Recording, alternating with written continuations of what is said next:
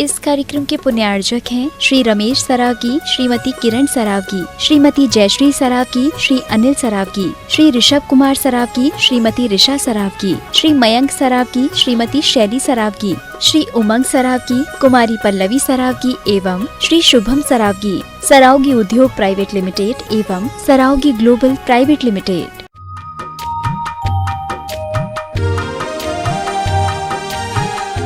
भगवान की जय। बोले परम पूज्य मुनिवर श्री, बोले परम पूज्य संत श्रोमणी आचार्य भगवंत गुरुवर श्री विद्यासागर जी महाराज की जय। बोले परम पूज्य मुनिवर श्री 108 प्रमाण सागर जी महाराज की। आइए सभी लोग मंचासीन हो जाएं, सभी से निवेदन। आइए बंधुओं, चलते हैं जिस कड़ी का आप सबको बेसब्री से इंतजार है, हमें बेसब्री से इंतजार है प्रातःकालीन पूज्य गुरुदेव के मंगल प्रवचन जो जीवन की दिशा और दशा को बदलने वाले हैं। आइए प्रवचन के पूर्व आज की मांगलिक क्रियाओं के लिए हमारे बीच उपस्थित हैं बड़नगर डीमापुर से श्री चंपालाल जी, भागचंद जी काला, उनके सुपुत्र श्री संजय जी काला, संगीता जी काला सा परिवार। उनसे निवेदन करूंगा पूज्य गुरुदेव के कर कमलों में शास्त्र दान का सौभाग्य प्राप्त करें। आइए। जिनवाणी जग मैया जन्म दुख मेट दो, जिनवाणी जग मैया जन्म दुख मेट दो, समोसरण सा महल तुम्हारा गढ़धर जैसे भैया, कुंद कुंद से पुत्र तुम्हारे तीर्थंकर से सैया, जन्म दुख में। आइए पाद प्रक्षालन का सौभाग्य प्राप्त करें, गुरुदेव के पाद प्रक्षालन करेंगे। आ जाइए पाद प्रक्षालन का सौभाग्य। गुरुबर तेरे चरणों की, सभी लोग चले जाइए। मुझे धूल जो मिल जाए चरणों की रज पाकर तकदी। और कोलकाता से जो लोग पधारे हैं सभी आ जाएं, सभी से निवेदन है आप भी यह सौभाग्य प्राप्त कीजिए। हमारे कोलकाता से जो भी श्रावक श्रेष्ठी, गुनाइट एंड ट्रस्टी हमारे बीच उपस्थित हैं, बैसाखिया साहब वो भी आए और श्रीफल अर्पण करें। गुरुवर तेरे चरणों की मुझे धूल जो मिल जाए चरणों की रज पाकर तकदीर बदल जाए। पाद प्रक्षालन करिए साइड से और आइए। ये पाद प्रक्षालन की क्रिया संपन्न हो रही है, तब तक मैं नामों की उद्घोषणा कर रहा हूं जिन्होंने गुणायतन से जुड़कर के अपने आप को संबद्ध किया है। ऐसे श्रावक शिष्यों के नामों की घोषणा कर रहा हूं। सूत्रधार सदस्य के रूप में जिन्होंने जुड़ने का सौभाग्य प्राप्त किया है, श्रीमती सूरज देवी जैन, श्री संजय दास जी, सारिका जैन, श्रीविनी सा परिवार और सुलोचना जैन, धर्मपत्नी स्वर्गीय प्रकाश सिंह जैन, श्री राजीव जैन कैलिफोर्निया से एक बार जोरदार करतल ध्वनि से स्वागत, वंदन, अभिनंदन कीजिए। साथ ही निर्माण निधि सदस्य के रूप में जिन्होंने जुड़ने का सौभाग्य प्राप्त किया है, पुणे से 21,000 रुपए की राशि से जिन्होंने सहयोग प्रदान किया, भूपाल दंतु चिंचवाड़े, सौभाग्यवती विजया भूपाल चिंचवाड़े, ढाना सागर से इंजीनियर कुमारी मोनिका जैन, मनोज जैन, श्रीमती विनीता जैन सा परिवार, झांसी से श्री रवि जैन, श्रीमती संध्या जैन सा परिवार, ललितपुर से श्री प्रदीप कुमार जैन, श्रीमती राजुल जैन सा परिवार, मेरठ से श्रीमती सविता जैन, धर्मपत्नी अनिल कुमार जैन सा परिवार, कोलकाता से श्री राजकुमार नाहटा, पूनम चंद नाहटा सा परिवार और साथ ही जो आज जिन्होंने निर्माण दान में अपना सहयोग प्रदान किया है 51,000 रुपए की राशि से, जिन्होंने कल दिया था, रेखा जी जैन, धर्मपत्नी सुनील जी, सुहानी सुकृति जैन सा परिवार, बड़ोदरा से श्रीमती निर्मला बेन, सुभाष चंद शाह सा परिवार और गुप्त दान में 40,000 रुपए की राशि से जिन्होंने स्वीकृति प्रदान की है अलवर से। आइए सभी का एक बार जोरदार करतल ध्वनि से स्वागत, वंदन, अभिनंदन कीजिए। इस प्रकार से बंधुओं आप भी जुड़ सकते हैं गुणायतन से। पूज्य गुरुदेव की अद्भुत परिकल्पना जो गणायतन के रूप में साकार हो रही है, निश्चित ही जो व्यक्ति यहां से जुड़ता अपने आप को गौरवान्वित महसूस करता है, क्योंकि होने जा रहा है अभूतपूर्व कार्य जो जिन शासन के इतिहास में स्वर्ण अक्षरों से लिखा जाएगा। तो आप भी सहयोग प्रदान कीजिए। और साथ ही बंधुओं भावना योग, जैसा मैंने आपको कल कहा था कि पूज्य गुरुदेव के माध्यम से एक पुस्तिका प्रकाशित होने जा रही है भावना योग पर। हमने भावना योग जो तन को ही नहीं मन को स्वस्थ करने का अभूतपूर्व जो प्रयोग किया गया था, पूरे विश्व ने इसको रिजल्ट को देखा है। तो यदि आपने कोई भावना योग से रिजल्ट प्राप्त किया है, आपके जीवन में बदलाव हुआ है, तो आपसे निवेदन है जिनवाणी चैनल, पारस चैनल के माध्यम से जो नंबर चल रहे हैं प्रमाणिक ऐप के माध्यम से, उसमें आप अपना एक्सपीरियंस साझा कर सकते हैं, व्हाट्सएप कर सकते हैं, साथ ही अपना फोटो भी भेज सकते हैं, आपको उस पत्रिका में स्थान मिलेगा। आइए आज के जो पुण्यार्जक उनके सम्मान करने के लिए एनएल जैन साहब और सुभाष जी सीईओ गुणायतन उनसे निवेदन करेंगे। श्री चंपालाल जी भागचंद जी काला जी के पुत्र सुपुत्र श्री संजय काला संगीता काला बड़नगर दीमापुर से इनके सम्मान के लिए आ जाएं। आदरणीय सुभाष जी सीईओ गुणायतन, आइए एक बार जोरदार करतल ध्वनि से स्वागत, वंदन और अभिनंदन कीजिए। आइए आप बिना किसी विलंब के सीधे सीधे गुरु चरणों से जुड़ते हैं और निवेदन यही करेंगे, गुरुदेव प्रभु तो मौन बैठे हैं, हमारा वास्ता क्या है, गुरुवर आप बतला दो मोक्ष का रास्ता क्या है। गुरुदेव से निवेदन, हे गुरुदेव अपनी मंगलमय वाणी से हम सबको कृतार्थ करें। नमोस्तु गुरुदेव, नमोस्तु गुरुदेव, नमोस्तु गुरुदेव। ओ सभी लोग अपने दोनों हाथ जोड़ लें और मेरे साथ महामंत्र के स्मरण के लिए अपना मानस तैयार करें।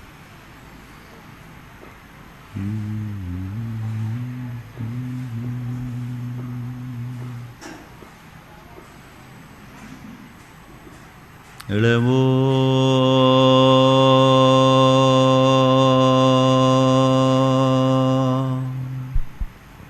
अरिहन्ताणम्,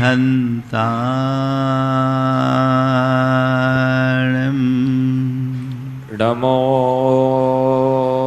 अरिहन्ताणम्, नमो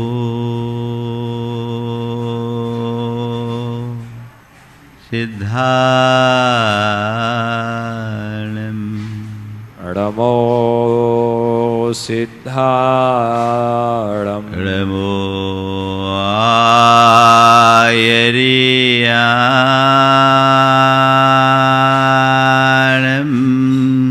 नमो आयर्याणम्, नमो उवज्झायाणम्,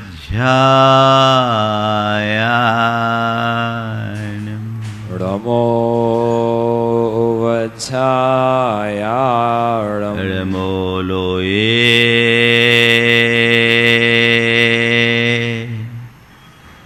सवशाहुनम्, नमो लोवे सौवसाहुणम्, एषो पंचेनमुयारो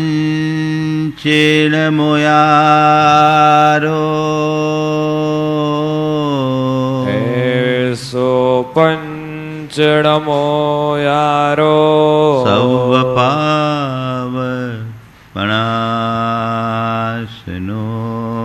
सौवपावपणासनो मंगलालं च सवेसिम्, मंगलारं च सौवेसिम्, पढ़मम् ओ मंगलम्, पडवं होई मंगलम्। जय बोलो देवादिदेव 1008 श्री भगवान महावीर स्वामी की जय जय जय, अहिंसा परमो धर्म की जय जय जय, परम पूज आचार्य गुरुवर श्री विद्यासागर जी महाराज की जय जय जय। बोलिए परम पूज्य प्रमाणिक संत मुनिवर श्री 61 प्रमाण सागर जी महाराज की जय जय जय। मुनिवर श्री 61 अरह सागर जी महाराज की जय जय जय। पाप हमारे जीवन में संताप देता है। भावात्मक पाप हमारा पतन कराता है। हमें पाप की क्रिया के साथ साथ पाप भाव से बचने का पूर्ण प्रयास करना चाहिए। जब तक हम भावात्मक पाप से नहीं बचते तब तक हम अपने जीवन की वास्तविक उन्नति नहीं कर सकते। हमारे अंदर की जितनी भी नकारात्मकताएं हैं ये सब की सब पाप है जो हमारे भीतरी और बाहरी व्यक्तित्व को विकृत करते हैं। हमारे चेतना के विकास को अवरुद्ध करते हैं। हमारी पूरी कोशिश इन्हें नियंत्रित करने की होनी चाहिए और वृत्तियों के परिष्कार से ही जीवन में निखार आता है। इस आशय की बात विगत कई दिनों से आप सबके बीच चल रही है। आचार्य कुंद ने हम सबको इस विषय में जो मार्गदर्शन दिया, आज उसी कड़ी को मैं आगे बढ़ा रहा हूं। लगभग 5 दिन से जिस गाथा पर बात चालू है, आज उसे लेकर उसकी अगली कड़ी की चर्चा आपसे करता हूं। चरिया पमाद बहुला कालुष्यम लोलदाय विषयेषु पर परिताप पवादो पावस्य आसवम कुनदी। कल हमने कहा था पर परिताप से बचो, ये पाप है। आज आचार्य कहते हैं पर अपवाद से बचो। पर अपवाद एक बड़ी जघन्य वृत्ति जो पाप है। प्रायः लोग इस बात पर कम ध्यान रखते हैं। पर अपवाद का मतलब क्या? दूसरों पर झूठा दोषारोपण करना, दूसरों की निंदा करना, दूसरों को नीचा दिखाने की कोशिश करना या उन्हें अपमानित करना, ये सब परापवाद है। अपने मन से पूछो, मेरे द्वारा ऐसा भाव तो नहीं होता, ऐसी क्रिया तो नहीं होती, मैं औरों के प्रति कैसी दृष्टि रखता हूं? संत कहते हैं सच्चे अर्थों में तुम अपने जीवन का विकास करना चाहते हो तो औरों के प्रति तुम वैसी ही दृष्टि रखो जैसी दृष्टि औरों से तुम अपने प्रति रखना चाहते हो। आप क्या चाहते हो? लोग मेरी प्रशंसा करें तो आप भी लोगों की प्रशंसा करने की आदत डालिए। आप क्या चाहते हैं? लोग मेरे अनुकूल रहे तो आप लोगों के अनुकूल जीने का अभ्यास बनाइए। आप क्या चाहते हैं? लोग मुझे सहयोग दे तो आप लोगों को सहयोग देने की आदत डालिए। जैसा व्यवहार आप लोगों से अपने प्रति चाहते हैं वैसा ही व्यवहार आपको लोगों के प्रति करना चाहिए। ये धर्म का सबसे व्यवहारिक स्वरूप है। बात पर अपवाद की है, दूसरों पर झूठा दोषारोपण प्रायः लोग करते हैं।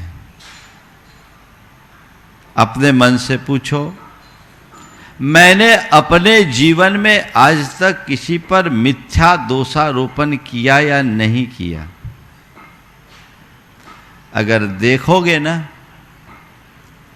तो इसका कोई ना कोई रूप तुम्हारे साथ जुड़ेगा और कुछ रूप तो ऐसा है जो रोज जुड़ता है। पर अपवाद ये पाप है। इस बात को हृदय में बैठाना है।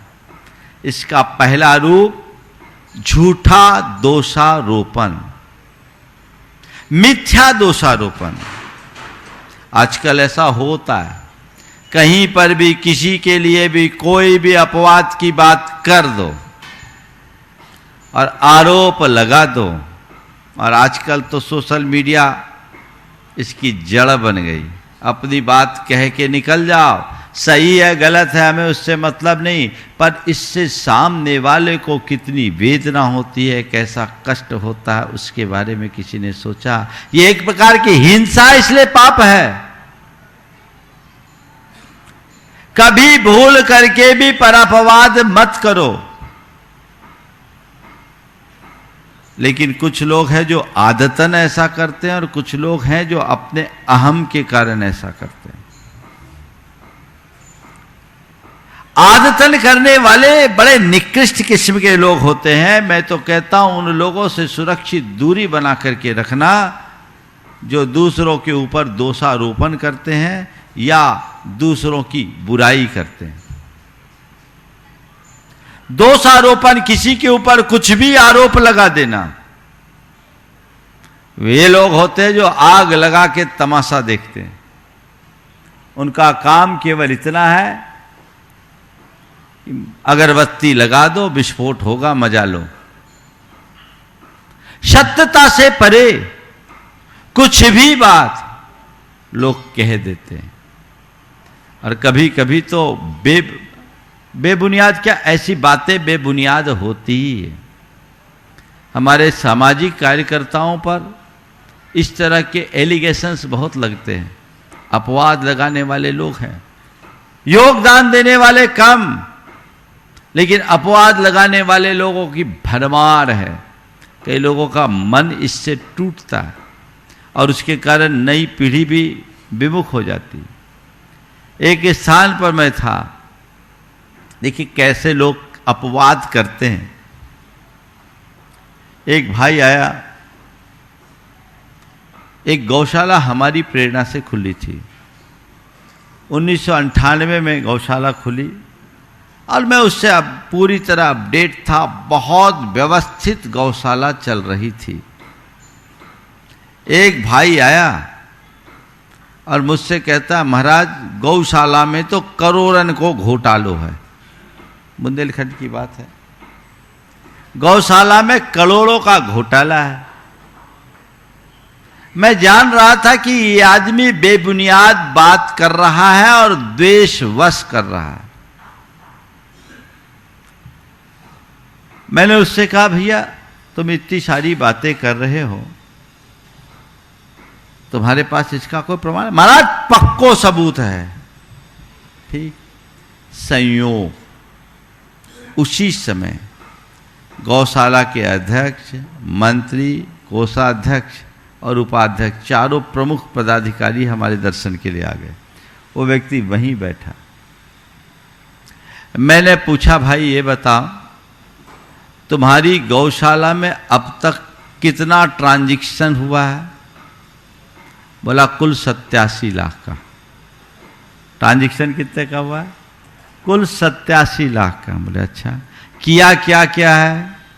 बोला 27 एकड़ जमीन खरीदी, उसकी बाउंड्री की, 10 काऊ शेड बनाया। बोले भी गायें कितनी हैं? बोले 1200 गायें अभी संरक्षित हैं। कितने दिन हो गए? बोले महाराज जी 98 और 2001 आप हिसाब लगा लीजिए, 3 साल हो गए। हमने कहा ये बताओ भाई, वो व्यक्ति बैठा वहीं, उसकी तो हम ही और उड़ रहे। हमने अभी स्थिति क्या है? तो कोषाध्यक्ष ने कहा, महाराज जी 10 लाख रुपया का ओवरड्राफ्ट है, मेरे रुपए लगे हुए हैं, भूसा के लिए पैसा नहीं था, मैंने गांठ से लगा दिया। मैंने उस व्यक्ति की तरफ देखा और कहा, भैया तुम तो कह रहे थे करोड़ों का घोटाला है और कुल ट्रांजैक्शन ही 87 लाख का हुआ। इतनी सब चीजें क्या हवा में हो गई? उसकी तो हवाइयां निकलने के लिए। हम बोले आज के बाद कभी किसी के प्रति ऐसे शब्दों का प्रयोग मत करना। ऐसा करके तुम कितना पाप कर रहे हो तुम्हें पता है? निराधार हमने सुनी है तो सुनी सुनाई बातों को कहने से क्या मजा? इस तरह के अपवाद नहीं करना। समाज में, परिवार में, मित्रों के मध्य, पर क्या बताऊं, अब तो लोग संतों को भी नहीं छोड़ते। संतों के संदर्भ में भी कुछ भी बातें कह दे, झूठी बातें, आधारहीन बातें, बेबुनियाद बातें, ये घोर नीच कर्म है। एक संकल्प लो कि मैं कभी भी किसी पर अपवाद नहीं लगाऊंगा, परापवाद यानी झूठा दोषारोपण नहीं करूंगा। 4 चरण है, चारों से बचना मुझे। हमारा धर्म तो कहता है कि किसी में बुराई दिख भी जाए तो उस बुरे को भी सीधे सीधे बुरा मत कहो, उसके प्रति सतर्क रहो, सावधान रहो, ये बात अलग है। लेकिन बुराई की चर्चा भी मत करो, इससे अपने आप को बचा करके निकालो। एक संकल्प लो कि मैं पर व्यक्ति के ऊपर कोई भी दोषारोपण नहीं करूंगा। कम से कम इतना तय कर लो, जब तक उसका ठोस आधार न हो तब तक न तो कोई धारणा बनाऊंगा न किसी से चर्चा करूंगा। आप लोग क्या करते हो? एक सोशल मीडिया में कोई मैसेज आता है, बिना पढ़े फॉरवर्ड कर देते हो, करते हो? ये पापाश्रव का बहुत बड़ा निमित्त है। व्यक्तिगत रूप से व्यक्ति का सोच बिगड़ता है, पाप का आश्रय होता है और समाज का सौहार्द खंडित होता है, समाज का वातावरण बिगड़ता है। ऐसे लोग ये नहीं सोच पाते कि ऐसा करके मैं अपना और समाज का कितना बड़ा नुकसान कर रहा हूं। सहयोग करने की बात तो दूर, इस तरह के व्यवहार से सामने वाले पर मिथ्या लांछन लगाने का परिणाम भयानक होता है। सीता के जीव ने अपने पूर्व भाव में एक मुनि महाराज एक आयरिका को एकांत में बात करता देखकर केवल ये सोचा था कि इनका कुछ चल रहा है,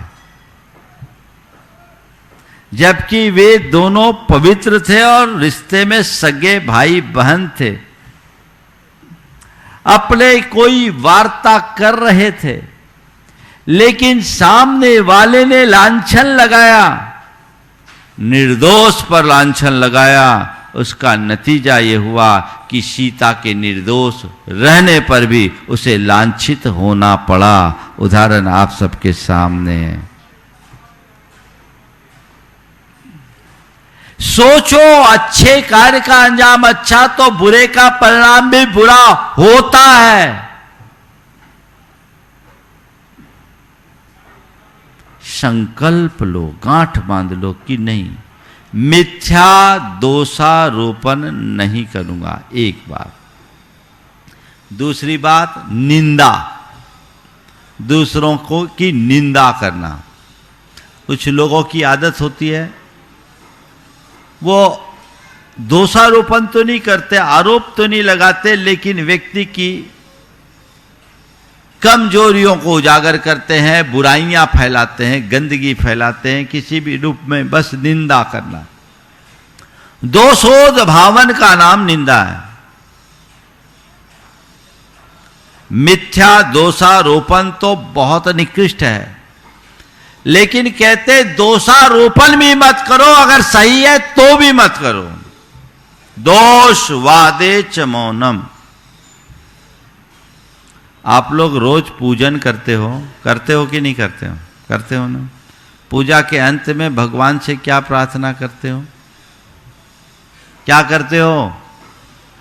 हाँ, दोष ढांकू सभी का, दोष ढांकू सभी का, ये बोलते हैं। और कई लोग तो मंदिर कमेटियों की दोष वहीं वहीं खोलना शुरू कर देते हैं। भगवान से क्या प्रार्थना किया? दोष ढांकू सभी का, दोषोद भावन मुझे नहीं करना, दोष को ढकना है, मुझे उससे कोई मतलब नहीं रखना। किसी की बुराई क्यों करूं? बुराई करने का मतलब अपने मुंह को गंदा करना। एक अच्छे व्यक्ति की यही पहचान होती है। मेरे संपर्क में जब लोग आते हैं, बातें करते हैं, तो मैं प्रतिक्रिया तो कुछ नहीं करता, पर मेरी एक ही कसौटी है, व्यक्ति का स्तर कैसा है इसको नापने की। जो आदमी दूसरों की बुराइयां करता है ना, मेरे नजर में उसके नंबर कम हो जाते हैं।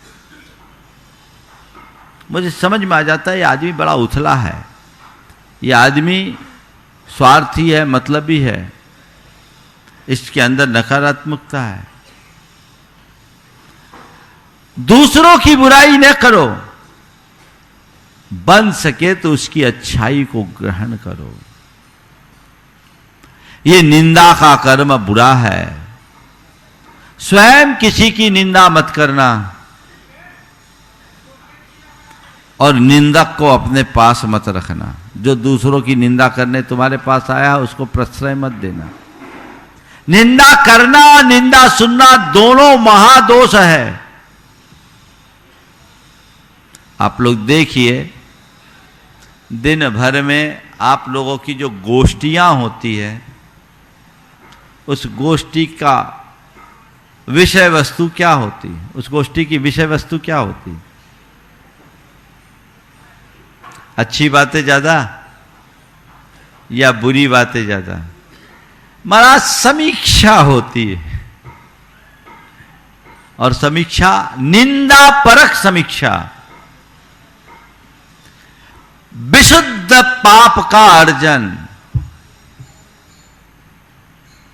सुबह से पुण्यार्जन कितना करते हैं तो भगवान जाने, पर तुम अपने ऊपर कितनी कालिख पोतते हो इसको तो देखने की कोशिश करो।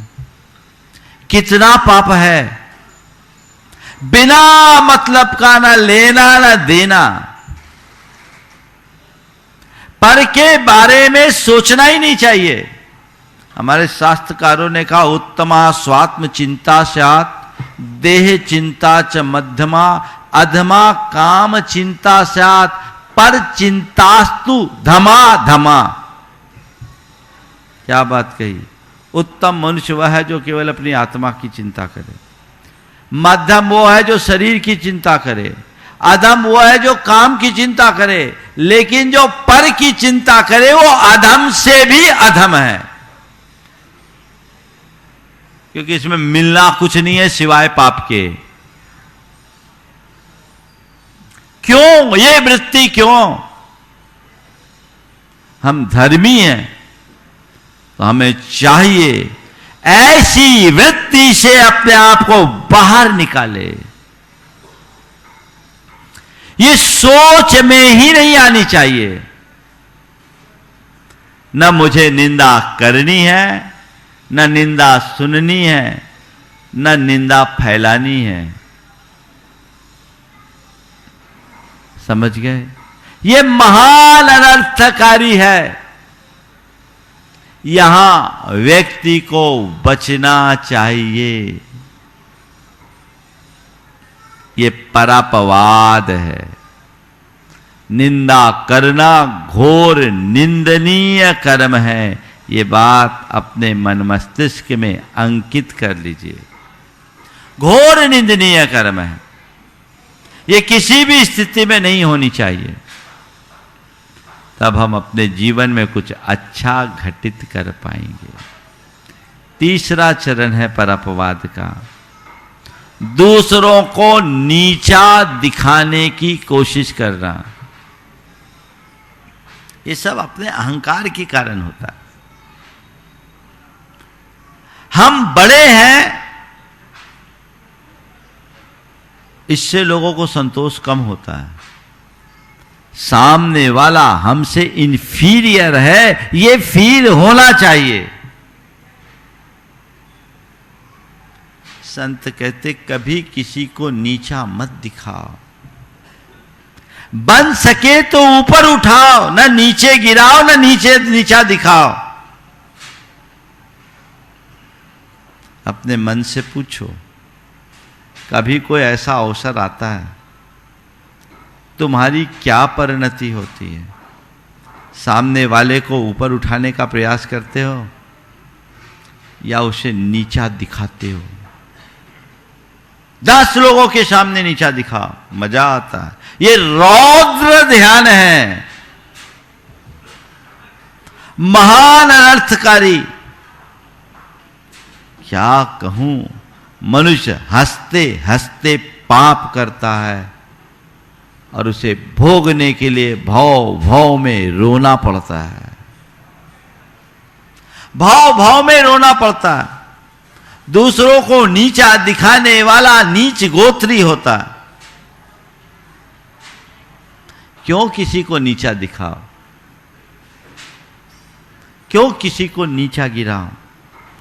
बनते कोशिश, खुद उठो, औरों को उठाने की कोशिश करो।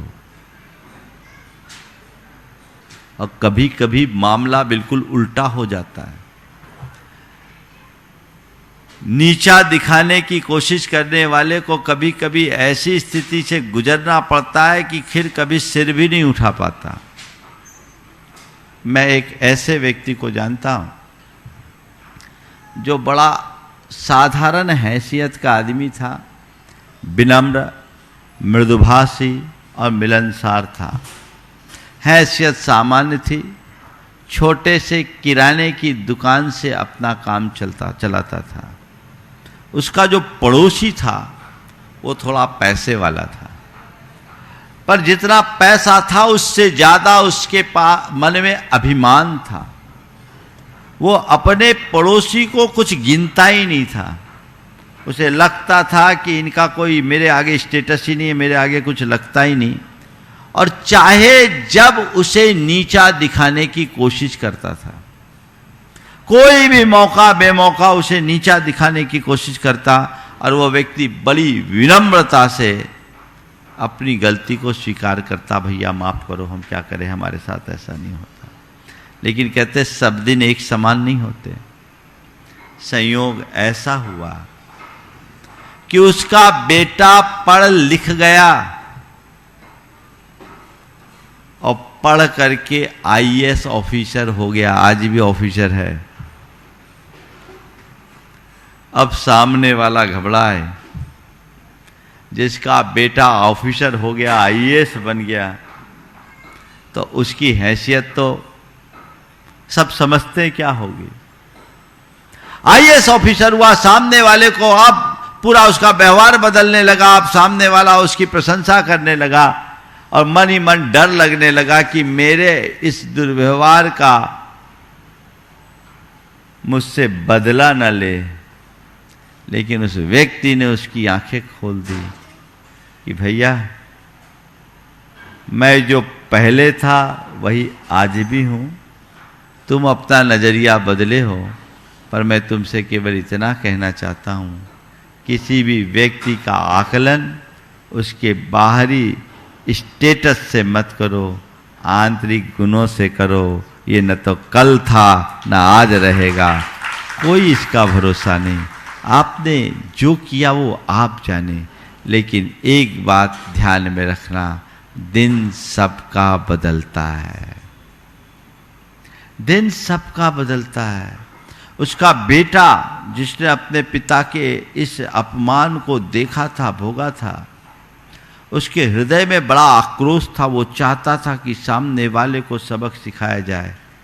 लेकिन उसके पिताजी पूरे धर्मी, उन्होंने अपने बेटे को समझाया, मुझसे कहलवाया, महाराज जी से कहिए अपनी सोच अच्छी रखे, वो तो केवल निमित्त था, हमारा तो काम अपना हो गया। सोच, दूसरों को नीचा दिखाने का प्रयास कभी मत करना और किसी को नीची दृष्टि से देखना नहीं। हो सकता कल वो तुम्हारा बाप बनकर तुम्हारे सामने खड़ा हो जाए और तुम्हें हाथ जोड़ने को मजबूर होना पड़े। मैथिली चरण गुप्त की ये पंक्तियां बहुत सार्थक है। जो आज एक अनाथ है, नरनाथ कल होता वही। जो आज एक अनाथ है, नरनाथ कल होता वही। जो आज उत्सव मग्न है, कल शोक कर रोता वही। ये जीवन की वास्तविकता है। ये अभिमान क्यों? तो तीसरा रूप है पर अपवाद का, किसी को नीचा दिखाने की कोशिश करना। और चौथा रूप है किसी को अपमानित करना। ये घोर अधर्म है। कभी किसी की इंसल्ट मत करो, किसी को अपमानित मत करो, तुम कितने भी बड़े हो। ध्यान रखना, विनम्रता को जीवन का आदर्श बनाकर चलना चाहिए। और विनम्रता का अर्थ केवल ये नहीं कि बड़ों का सम्मान करे, विनम्रता की पहचान ये है कि छोटों का भी मान रखे।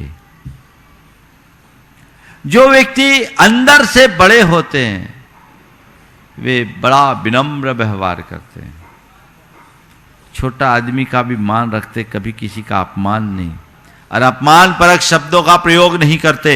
ये पाप है, इससे हमें बचना है। ये 4 रूप है पाप के, और हमें चारों रूपों से बचना है। अब सवाल है ये इनसे बचा कैसे जाए।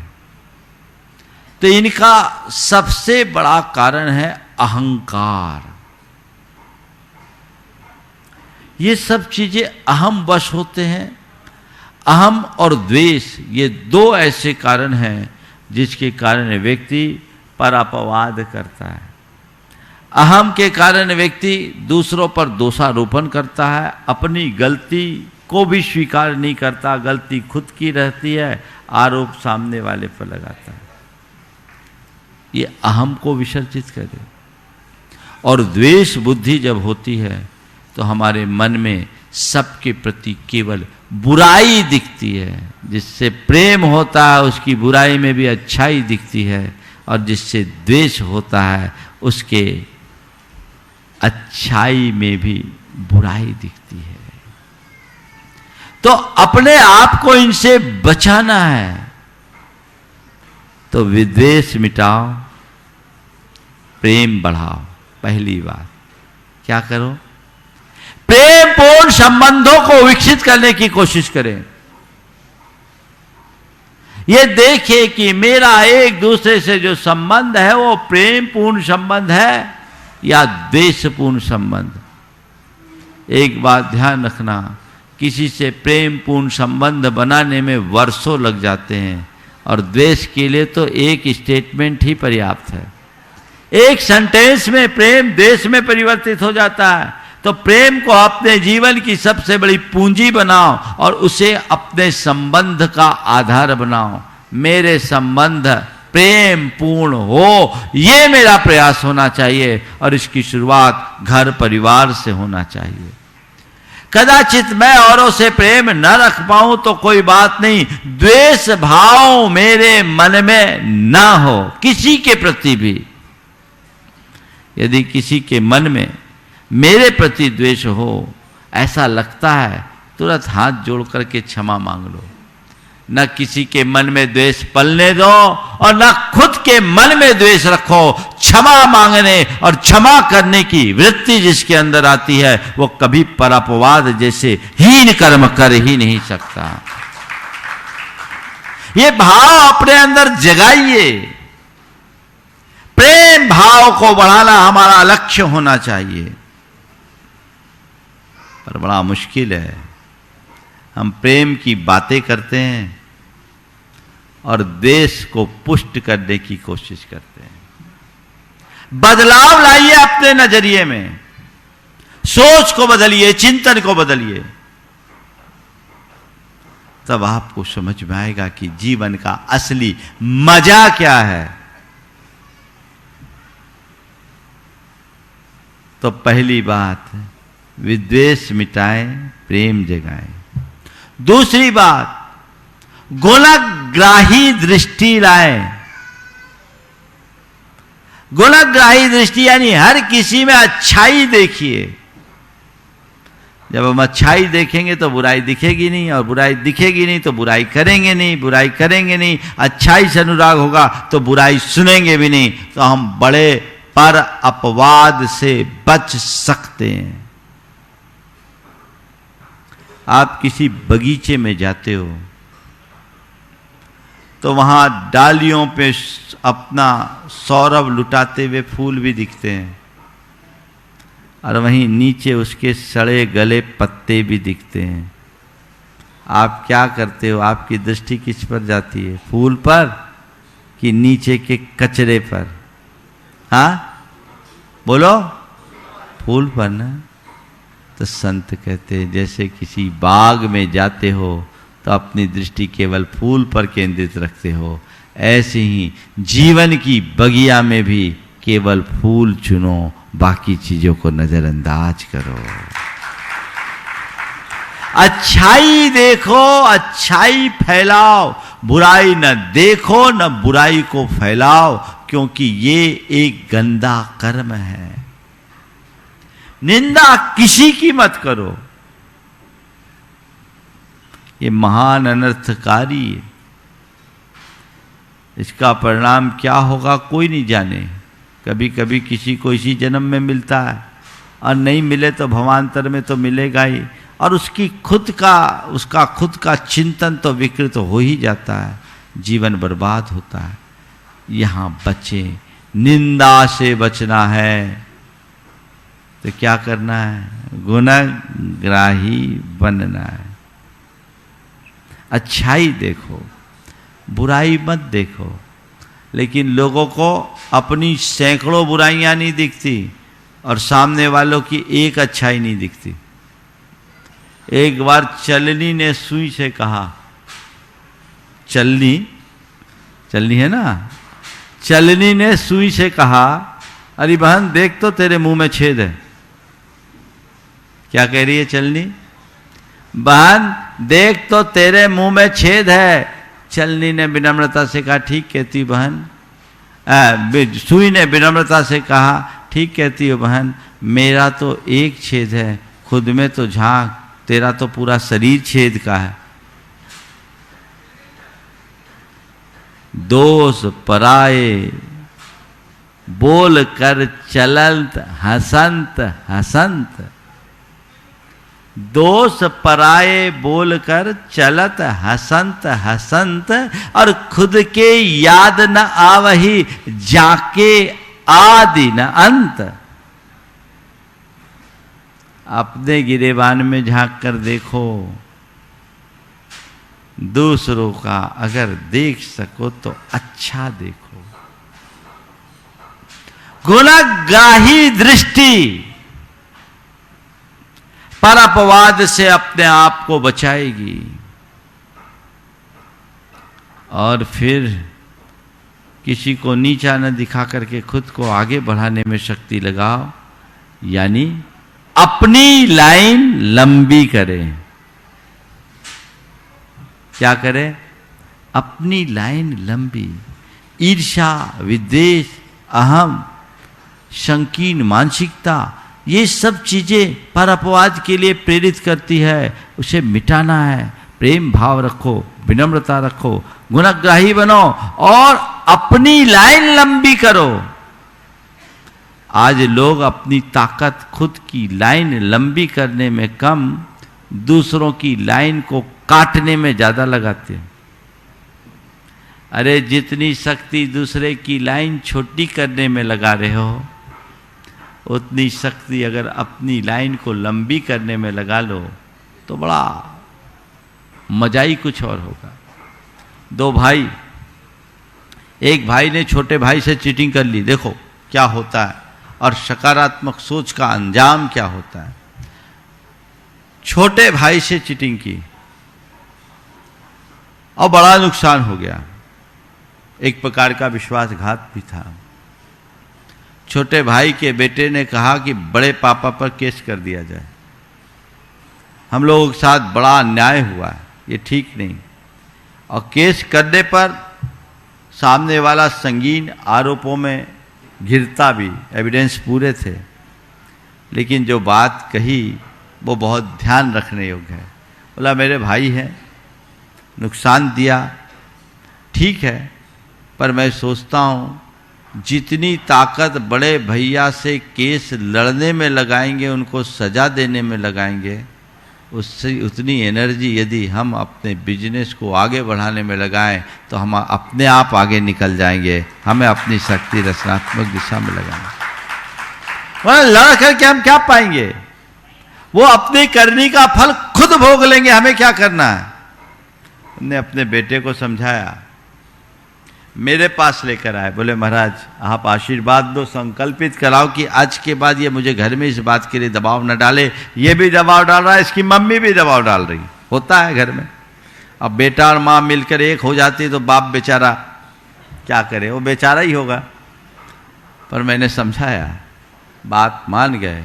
आपको क्या बताऊं, ये 7 वर्ष पुरानी घटना है और इन 7 वर्षों में वो 300% ग्रोथ दे दी अपने बिजनेस में, 300% ग्रोथ।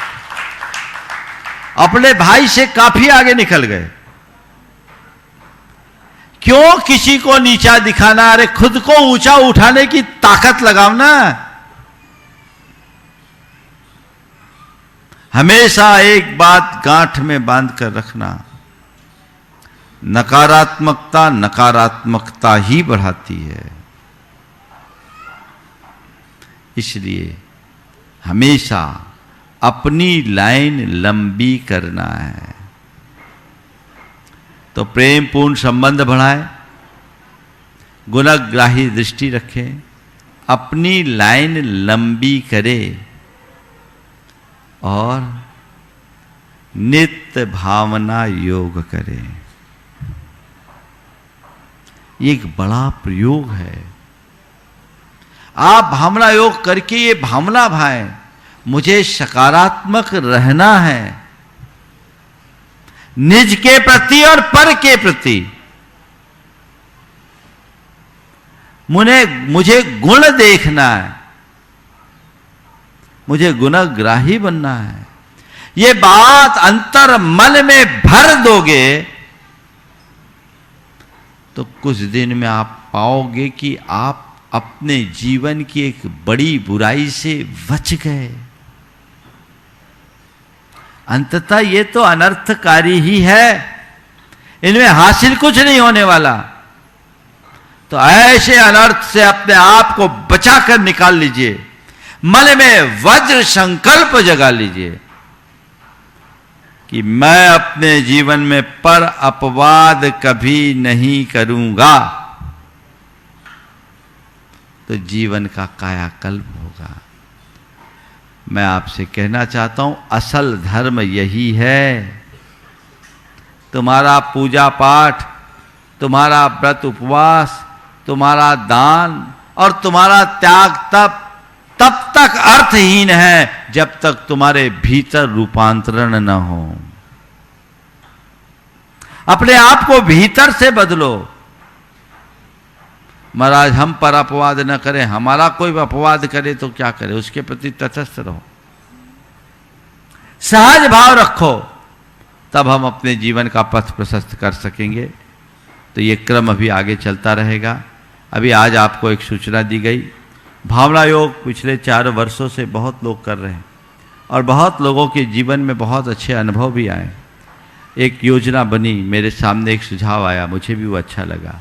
जितने लोगों ने नियमित भावना योग करके अपने जीवन में बदलाव घटित किया है, वे अपने एक्सपीरियंस जरूर शेयर करें, उसे लिख करके भेजें, ताकि ये भावना योग जनोपयोगी बन सके, जन जन तक पहुंचाया जा सके।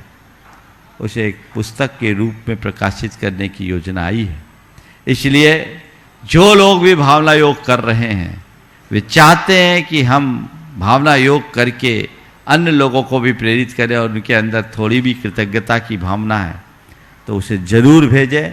लेकिन जो भेजना सच भेजना, अतिरंजनापूर्ण मत भेजना, और पूरे तथ्यात्मक तरीके से प्रामाणिकता के साथ, ताकि इसको ठीक तरीके से प्रस्तुत करके लोकोपयोगी कार्य में लगाया जा सके। समय आप सबका हो गया है, यहीं पर विराम। बोलिए परम पूज्य आचार्य गुरुवर श्री विद्यासागर जी महाराज। इस कार्यक्रम के पुण्यार्चक थे श्री रमेश सरावगी, श्रीमती किरण सरावगी, श्रीमती जयश्री सरावगी, श्री अनिल सरावगी, श्री ऋषभ कुमार सरावगी, श्रीमती ऋषा सरावगी, श्री मयंक सरावगी, श्रीमती शैली सरावगी, श्री उमंग सरावगी, कुमारी पल्लवी सरावगी एवं श्री शुभम सरावगी, सरावगी उद्योग प्राइवेट लिमिटेड एवं सरावगी ग्लोबल प्राइवेट